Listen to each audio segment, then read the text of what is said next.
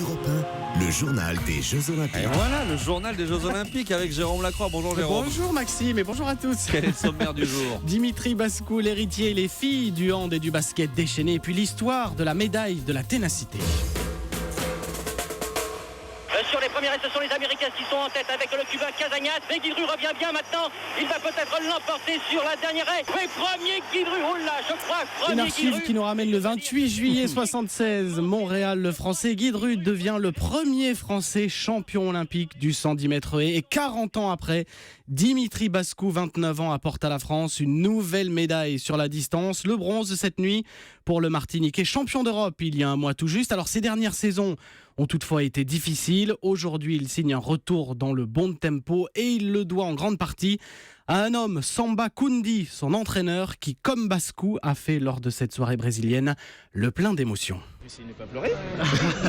Il y a énormément d'émotions. Je vous dis la vérité, quand je l'ai vu sur la ligne, mes yeux sont troublés. Et je me suis dit, moi, dans ma tête, j'étais le technicien qui parlait. Pourquoi il a fait une erreur là et là et là et là, il aurait dû être là.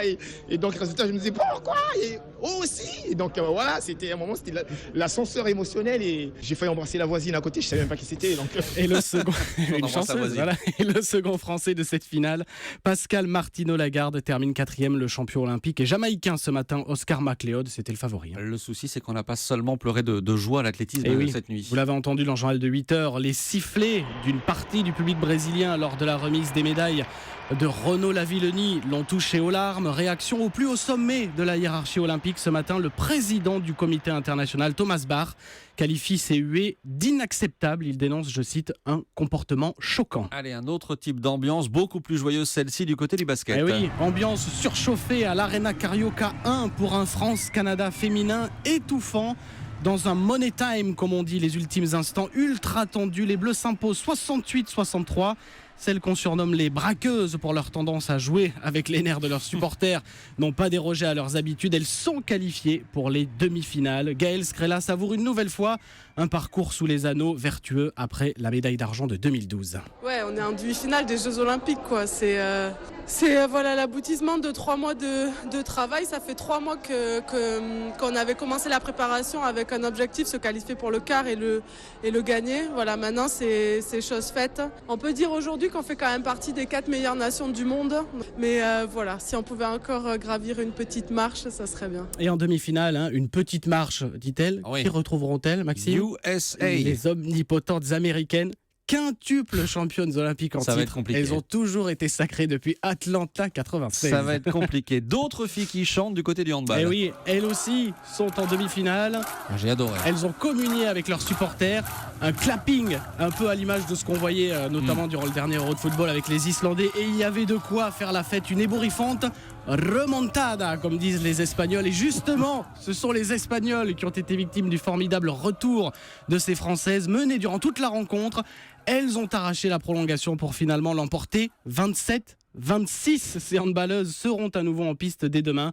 France-Pays-Bas 20h30 pour une place en finale et donc une médaille assurée. Et on y croit. Des médailles, justement, la boxe pourrait bien être le sport qui en apportera le plus à la France lors de ces JO. Eh oui, 6 médailles sont déjà assurées. La dernière en date obtenue cette nuit, Sofiane Oumia, 21 ans à peine, et en argent en moins de 60 kilos. Il était en larmes à la fin de sa finale perdue cette nuit, déçu de ne pas avoir accroché l'or, mais il regardait tout de même dans le rétroviseur avec fierté. 2-3 ans, j'étais dans mon quartier. Aujourd'hui, j'ai autant de monde fier. C'est ça aussi la France, c'est ça le sport. Ça réunit beaucoup de monde le temps d'un instant, c'est magnifique, il n'y a pas de mots. C'est ça la France universelle. Et un peu plus tôt, Mathieu Bauderlic avait obtenu le bronze en moins de 81 kilos. Tony Yoka et Sarah Ouramoun se sont qualifiés pour les demi-finales, synonyme au moins de médailles de bronze. Et au total, donc, sur les dernières 24 heures, on va dire ça comme ça, sont 5 nouvelles récompenses pour les Bleus. Oui, à l'argent d'Oumia et le bronze de Bascou et Bauderlic dont on vient de parler, il faut ajouter l'argent également de Mélina Robert-Michon au lancer de disque.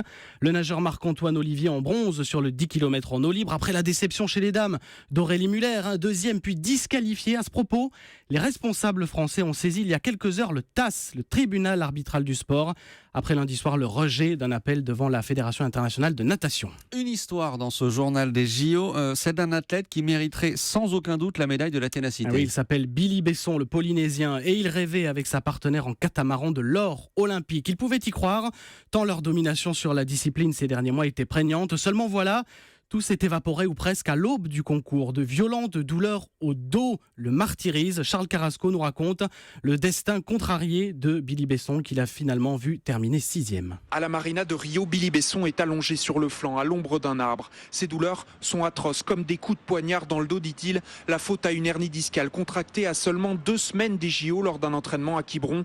Le rêve olympique se transforme alors en calvaire à Rio. Il arrive au Brésil un jour plus tôt que prévu et voyage en business class pour lui éviter de souffrir pendant les 11 heures de vol. Chaque matin, il est transporté en taxi de son hôtel et rejoint son catamaran en fauteuil roulant. Le quotidien de Billy Besson a été chamboulé. C'était simple, en fait, il fallait que je passe vraiment le maximum de la position horizontale. Donc le fait d'aller aux toilettes, c'est très dur. Le fait de prendre sa douche, c'est très dur. Enfin bref, on se sent très diminué. Donc voilà, donc du coup, c'est vrai que pour moi, même le plus dur, c'était le quotidien. Et le fait d'aller sur l'eau avec Marie était beaucoup plus sympa, même si des fois, on n'a pas fait des choses extraordinaires. Rien n'y aura fait, ni les anti-inflammatoires, ni l'infiltration qu'il a reçue n'aura soulagé le seul Polynésien de la compétition. Celui qui est né sur un bateau à Tahiti de parents métropolitains n'a pourtant jamais voulu abandonner. Marie Rio, sa fidèle coéquipière, prépare chaque jour le catamaran. Ils repartent sans médaille, mais avec le sentiment d'avoir traversé ensemble cette galère olympique. À Rio de Janeiro, Charles Carrasco, Europe 1. Et aujourd'hui à suivre notamment Mayedine Mekissi en finale du 3000 mètres steeple à partir de 16h55 et puis 2 quarts de finale, handball Brésil-France 15h et un savoureux Espagne-France en basket 19h30. C'est vrai que ça a l'air savoureux tout ça. Merci beaucoup, c'était le journal des JO des Jeux Olympiques avec Jérôme Lacroix. Merci Jérôme.